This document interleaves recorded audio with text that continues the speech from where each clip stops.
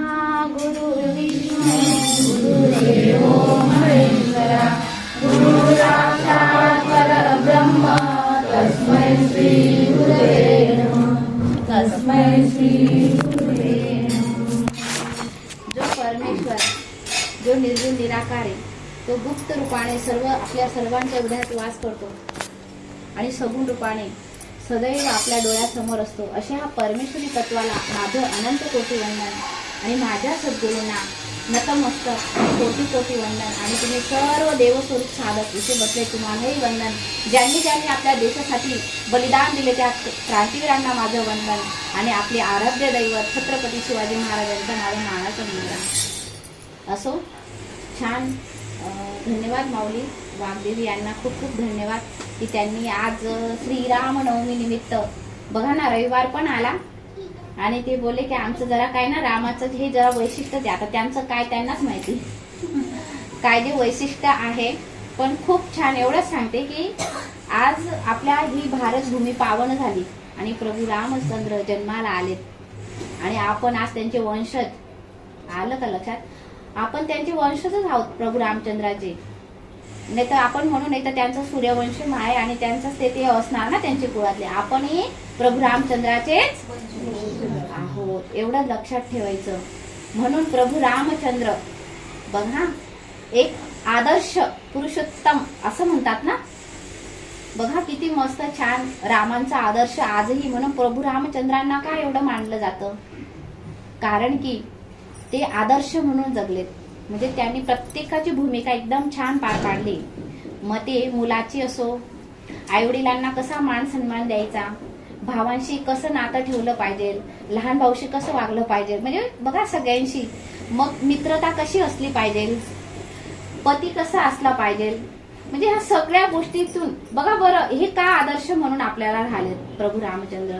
बघा आपल्याला ते पुढचं म्हणजे आपले त्याच्यानुसार चालेल। बघा त्यांना माहित होतं की हे जे जग आहे माझं अनुकरण करतील, त्यासाठी ते बघा किती त्यागच होतं ना त्यामागे त्यांना। मग आदर्श म्हणून प्रभू रामचंद्र जगले।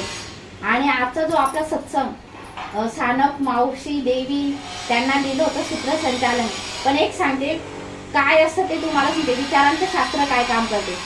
मी श्रीरामनवमीला मी सीमादेवीला सूत्रसंचालन करायचं म्हणजे माझ्या मनात होतं, पण मला सानप देवी काय बोलल्या त्या की मला बोलायचंय। मग मी काय बोलले की तुम्ही त्यांच्या घरी होईल ना मग तेव्हा तुम्ही घेऊन द्या त्याला, पण आपल्या शेवटी मनात ते होते त्यांना जेवण भेटलं। म्हणजे विचारांचं शास्त्र कसं काम करतं, आधी तुम्ही जो विचार आधी केलेला असतो ना तोच आकाराला येतो। म्हणून एवढंच लक्षात ठेवायचं। आज जे आपलं आहे प्रभू रामचंद्र जन्मोत्सव आणि आज आपण इथे साजरा करत आहोत। मग ते जे प्रभू रामचंद्र कसे आहेत ते प्रभू रामचंद्र, एक राम दशरथ का बेटा, एक राम और एक राम घट घट में बैठा, और एक राम का सकल पसारा, और एक राम जग से न्यारा। बघा राम एकच आहे, बघा पण एक राम कसा आहे, एक राम कोणाचा मुलगा आहे आणि दुसरा घटाघटात बसलेला आणि तिसरा सकल पसारा आला खाली। हा जो पसारा आहे बघा तिसरा रामाचं काय आहे सगळा, आणि एक राम कसा आहे वेगळाच आहे तो राम बघा। पण एक राम आपल्याला माहित आहे कुठला, दशरथ। आत्माराम कुठे माहितीये, कोणाकोणाला माहितीये,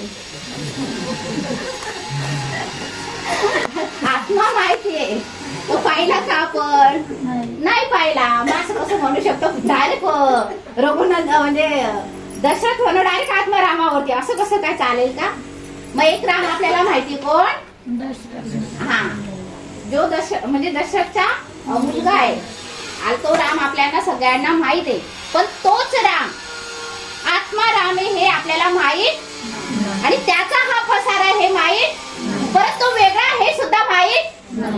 मग आपण फक्त एकच रामाला ओळखतो तो म्हणजे कोण, अयोध्याचा, बस तेवढंच माहिती, याच्या पुढे आपण जात नाही। का जात नाही बरं, कारण की आपल्याला त्या रामाचं महत्व माहित। राम नाम सब कहे ठग ठाकुर और चोर, जिसे नाम से ध्रुव और प्रल्हाद तरे वो नाम फुल और। मग ते नाम जे वेगळं आहे ते नाम कुठलं होतं, जे ध्रुव प्रल्हादाने घेतलं, आलं लक्षात, प्रल्हादाने आणि ध्रुवने घेतलं ते नाम कुछ और। मग ते नाम कुठलं होतं बरं घेतलं, मग हे नाम जे आहे हे आपल्याला माहित नाही। मग हे घटाघटात बसे, घट म्हणजे काय, देह, संत काय म्हणतात, दुसरा म्हणजे तिसरा म्हणजे जो राम आहे तो कसा आहे, घट घट में बैठा, दुसरा जो राम आहे तो कसा आहे, सर्वांमध्ये आहे। मग पशु पक्षी प्राणी आपण सुद्धा त्याच्यात आहोत। आपण काय कोणी वेगळे आहेत का, नाही। आपण कोणी दुसऱ्या ग्रहावरून आलोत का, नाही। आपण सुद्धा त्यातलाच एक अविभाज्य भाग आहोत। त्या प्राणींमध्येच आपली गणना होते।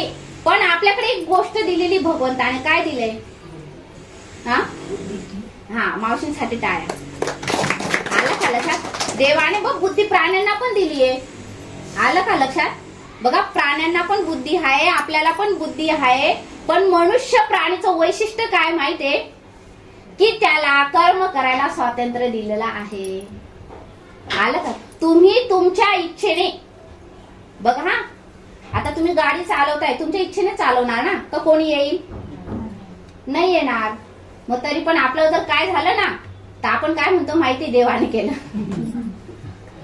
ना, देव माझ्या दुःखात जीवन आलं, किंवा देवावरच टाकून देतो आपण, देवा तू का माझ्या जीवनात दुःख आणतो। आपल्या जीवनात सुख किंवा दुःख हे आपणच निर्माण करत असतो, आणि ते विचारांद्वारे, बघा विचारातून काय घडतं, कर्म, विचारातून काय घडतं, लक्षात ठेवत चला, आलं का लक्षात। आपण गाणं म्हणतो ना, विचारांची सामर्थ्य मोठे सांगता ती श्री सद्गुरु, अंतरमन हे कल्पतरू, अंतरमन हे कल्पतरू, जसे विचार तसेच जीवन, नसीब घडते विचारातून, अविचाराने सुखाऐवजी मन होई दुःखी सदा, अंतरमन हे कल्पतरू, अंतरमन हे कल्पतरू, विचारांचे महत्व पटविले, शास्त्र मनाचे समजाविले, मनाचे उलगडणाऱ्या श्री सद्गुरूंचे चरण धरू, अंतरमन हे कल्पतरू, अंतरमन हे कल्पतरू। अंतर्मन काय, कल्पतरू। बघा पुराणात एक गोष्ट आहे, म्हणजे कल्पतरू नावाचं एक झाड असतं, आणि ते तुम्हाला जे मागितलं का ते देतो। मग तसंच तुम्ही मागणी कुठे करता, कुठे, भलेच तुम्ही देवाच्या समोर उभे, मंदिरात तुम्ही उभे, हात जोडलेत, बघा हे हात जोडलेत त्या देवाला आणि अंतरात्म्याला, जो आत्माराम, घट में बैठा दुसरा राम, बघा हे हात जोडलेत, आत्मारामाला पण जोडलेत आणि समोर पण जोडलेत। आरती ओवाळतात, तुम्हाला पण ओवाळली जाते, देवाला पण ओवाळली जाते, आलं का लक्षात। प्रसाद आपणच खातो, बघा आत्मारामच खातो, पहिले अगरबत्ती लावतो, देवाला सुगंध जाईल तेव्हा जाईल, पहिले कोणाच्या नाकाला येतो, आपल्याच नाकाला येतो, सर्व आपणच करतो, म्हणून आपण देवाला कोणाला आजूबाजू शेजारच्या कोणाला दोष द्यायचा नाही।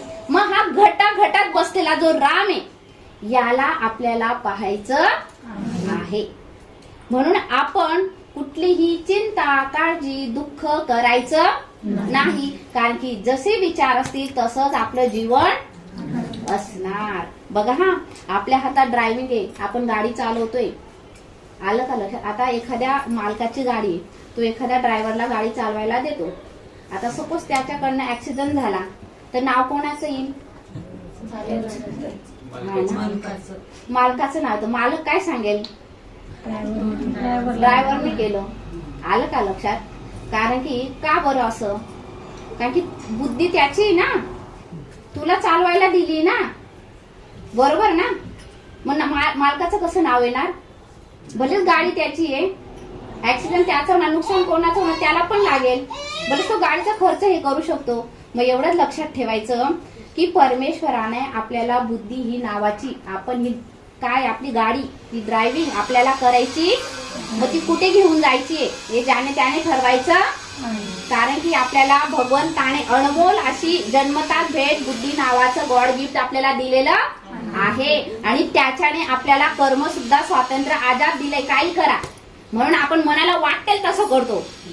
बघा हा, कोणाचं आपल्याला आपण नियम पाळत नाही, आपण कोणाचं ऐकत, आपण काय म्हणतो, मला पटेल मला वाटेल तसंच मी वागणार. मग आपण मनाचे काय झालो आहोत? गुलाम. मनाचे काय झालो आहोत? गुलाम. काय मला पटेल ना मी तसं वागणार, मला हे पटलं मला ते पटलं मला हे कळलं, आपण मनाला पटतो तसं वागतो. आणि ह्या मनावर आपण स्वार व्हायचं की आपल्यावर मन स्वार होतं? घोडा आपल्यावर स्वार होतो का घोड्यावर स्वार व्हायचं?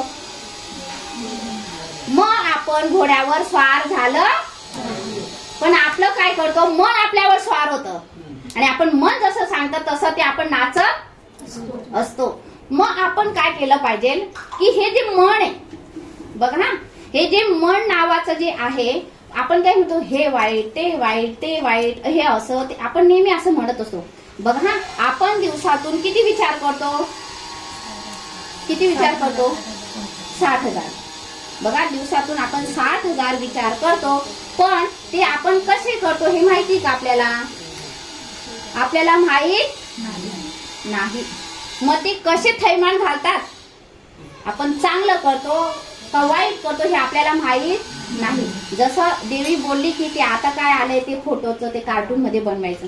बघा हा, बुद्धी त्यांना पण दिली, संतांना पण बुद्धी दिलेली, पण संत असे ऍक्सेप्ट करत त्यांना. बघा कुठली पण गोष्ट बघा, सत्संगाचं वैशिष्ट्य आणि जे आत्मज्ञानी लोक आहेत, म्हणजे आता तुम्हाला कसं सांगू बाकीच्यांना, म्हणजे जे ज्यांनी परमेश्वराला पाहिलं ते जे लोक आहेत साधू संत आणि जे साधारण जे आहेत बघा, त्यांची दृष्टी आणि यांची दृष्टीमध्ये ते कुठलीही गोष्ट त्यांची बुद्धी एवढी सूक्ष्म झालेली असते की ते पाहायला सुद्धा त्यांना ते पटत, त्यांना वाटतं हे काहीतरी चुकीचं, भलेच त्यांना काही माहित नसतं. आलं का लक्षात? ज्या दिवशी मी फोटो पाहिला कार्टूनचा, मी बोललो हे काय कार्टून आता नवीन काय आलं, आणि आपण चांगले दिसतो ना असे फोटो मध्ये, मग हे तर तसं दिसत नाही, याचं तोंड मोठं दिसतं, आपलं तर काही एवढं नाहीये. आलं का लक्षात? मग ते पाहून काय होऊ आपण तसे कार्टून सारखे. बघा आपल्याला माहित नाही, शास्त्र सांगते जितकं तुम्ही आरसा पाहणार जास्त तितका चेहरा आपला विद्रूप होत जातो. बघा ना, हे गुपित सांगते जितकं तुम्ही आरसा पाहणार, जितकं तुम्ही मोबाईल मध्ये म्हणजे हे पाहणार, तितकं आपला चेहरा जास्त तरुण होत म्हातार होत जातो. तुम्ही हो म्हणताय माझ्या. आलं का लक्षात? मग एवढंच लक्षात ठेवायचं, काहीतरी अशा गोष्टी आहेत आपल्याला त्याचं मागचं शास्त्र माहीत नसतं, पण संतांची बुद्धी ही सूक्ष्म असतं आणि ती नेहमी आपल्याला सावध करतात. म्हणून नेहमी सावध तो. मग आपण हे शिकायला येतो. बघा प्रभू रामचंद्रांनी नाती कशी जपली हे आपण शिकायला येतो.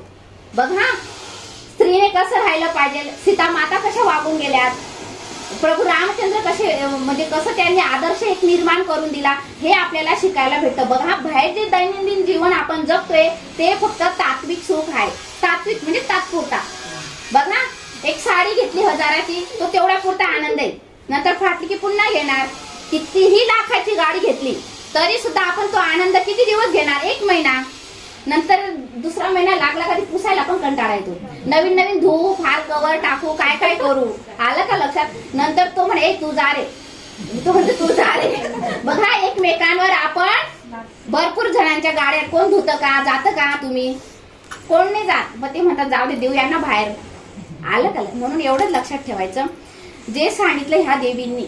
बघा छान सीमा देवीने छान सूत्र संचालन केलं आणि रीना देवीने पण छान असं सांगितलं. असं प्रत्येकाने प्रत्येक वेळेला थोडं महत्व सांगितलं पाहिजे. कारण की सत्संगामध्ये आपल्याला इथे येऊन आपली बुद्धी सूक्ष्म होते, आपले विचार बदलतात, आपलं मन चांगलं होतं, आपण देहाने सुंदर दिसायला लागतो. ज्या वेळेला तुमचे विचार सुंदर होता त्यावेळेला आपण आपोआप पार्लरमध्ये जाण्याची गरज नाही. सहज सुंदर, ज्याचे विचार सुंदर तो सुंदर दिसायला लागतो. म्हणून आपल्या जीवनात काय पाहिजे?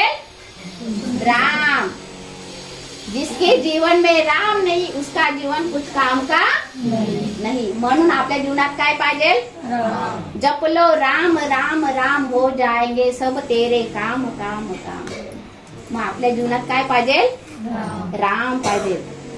तो राम नसेल तर आपल्या जीवनात येऊन सुद्धा काही काम नाही. म्हणून तो जो राम आहे तो राम इतका गोड आहे. जसं आपण गाणं म्हटलं, निर्गुणी सुंदर आहे राम, जय जय राम. बघा इतकं सुंदर वाटतं ऐकायला. बघा तुम्हाला सांगते, बाहेर बघा आपण जे लग्नामध्ये नाचतो आपण, मी असं म्हणत नाही तुम्ही नाचू नका.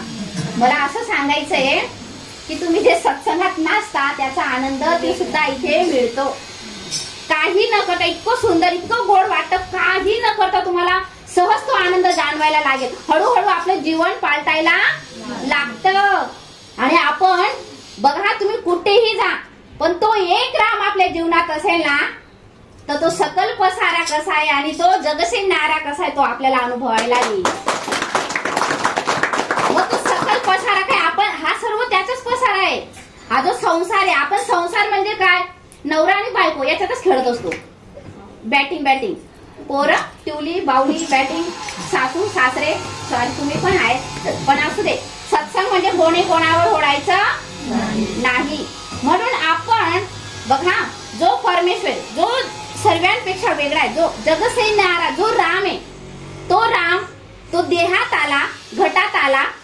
आत्माराम तो घटात आला आणि इथून पुन्हा तो सकल पसारा झाला आणि तो ह्या मार्फत तो आनंद घेत.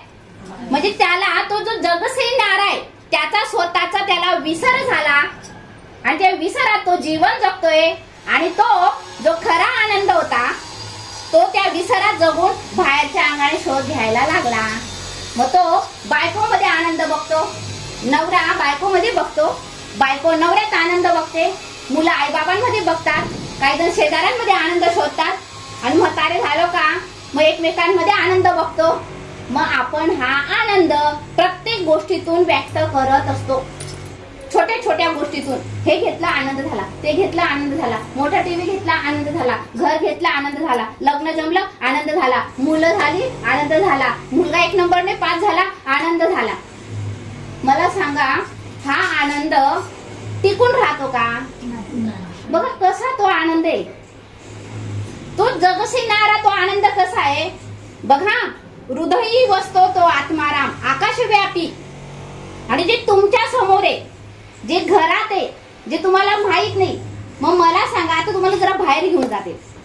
बघा जे संत होते ते देहाच्या पलीकडे, बघा देहाच्या पलीकडे होते, तो देहाच्या पलीकडे असल्यामुळे मला सांगा ही भिंत तोडली, हे घर पडलं तर बाहेरचं आकाश आणि हे आकाश काय होईल? बरोबर. सर्व बिल्डिंगा पडल्यात, आलं, सर्व बिल्डिंगा पडल्यात, काय होईल? खत काय राहील? पुढे वरती गेलात पृथ्वीवर, चंद्रावर गेलात, सूर्यावर गेलात, पुढे काय राहील? चंद्र सूर्य सर्व गेलेत, काय राहील? आकाशगंगा गेली, काय राहील? मग हा जगसे न्यारा आहे, त्याला रंग रूप असं काही नाही.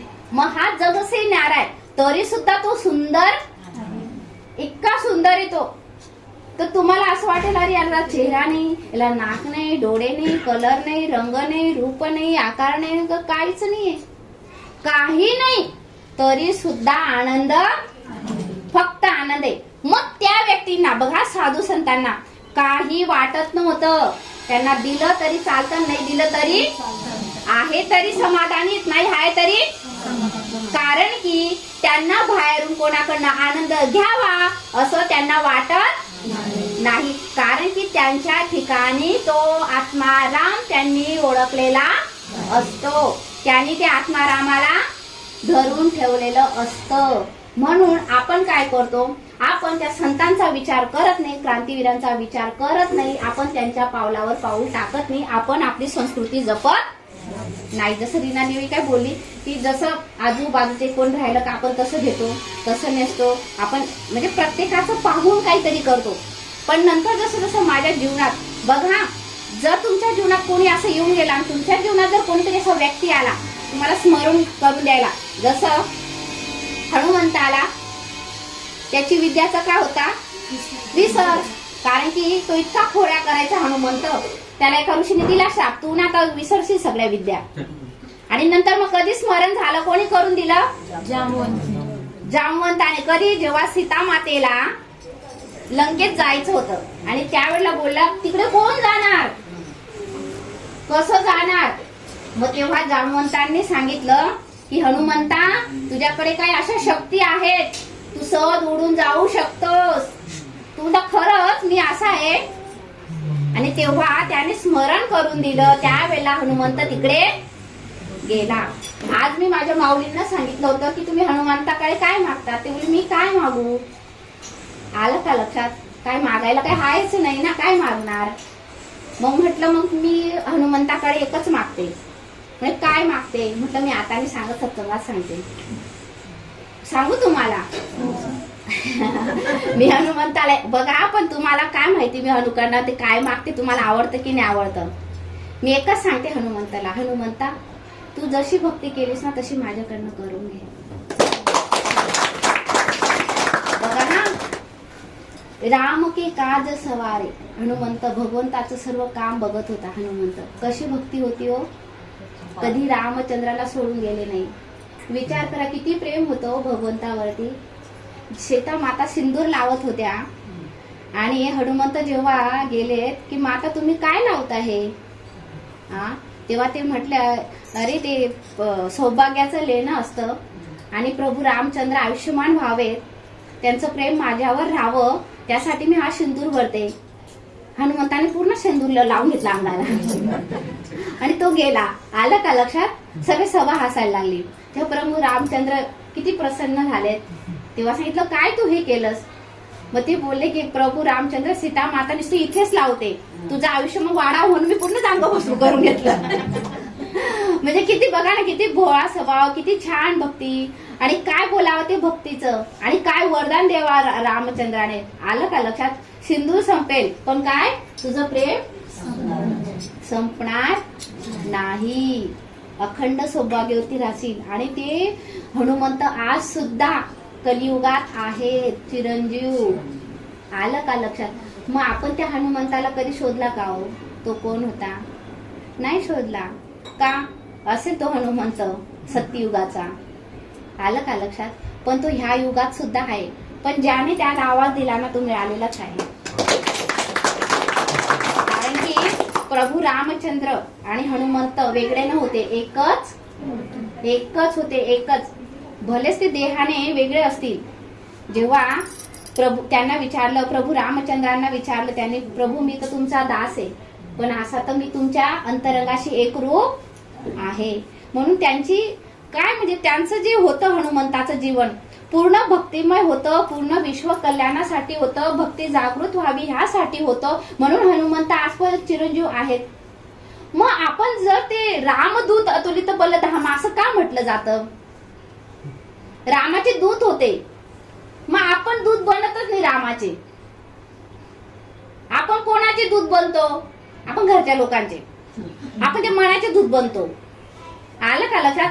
ते मनाचं भूत बनतो आणि भूत होऊन राहतो. आलं का लक्षात. म्हणून एवढंच सांगते, आपल्याला भूत व्हायचं नाही, ते रामाचे दूत यावं. रामाच्या दूत होण्यात एवढा आनंद आहे, हा कशात नाही.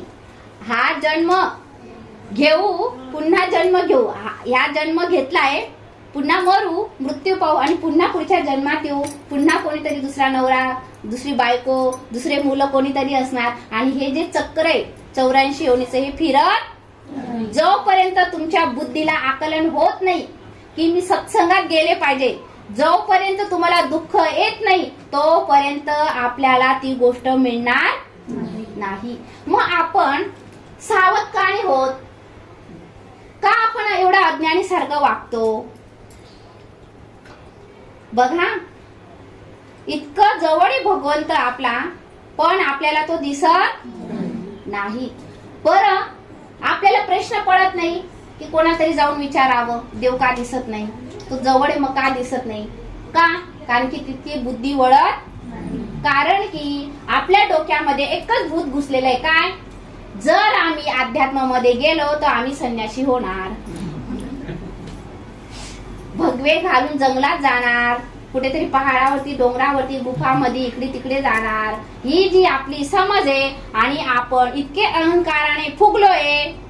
जातीचा अभिमान, पैशांचा अभिमान, मी कोण आहे त्याचा अभिमान, मी असा तसा, मी हे केलं ते केलं आयुष्यभर, आणि शेवटी म्हणतो राब राब राबलो पण माझ्या हाताला काही नाही लागलं. मी यांच्यासाठी एवढं केलं, मरमर केलं, पण माझ्या हाताला काही लागलं. सिकंदर राजा अख्खं जग जिंकायला निघाला, पण शेवटी आपल्याच भारतातल्या ज्या संतांनी, साधूंनी काय सांगितलं? काय रे जग जिंकायला निघालास, आणि तू काय करणार आहे जग जिंकून? तो तर मी आनंद घेणार आहे. अरे मग मी काय करतोय? तू जग जिंकून एवढ्यांना मारशील आणि आनंद घेशील, मी काही न करता सुद्धा आनंद घेतो. असे आपले भारत संत महान आहेत.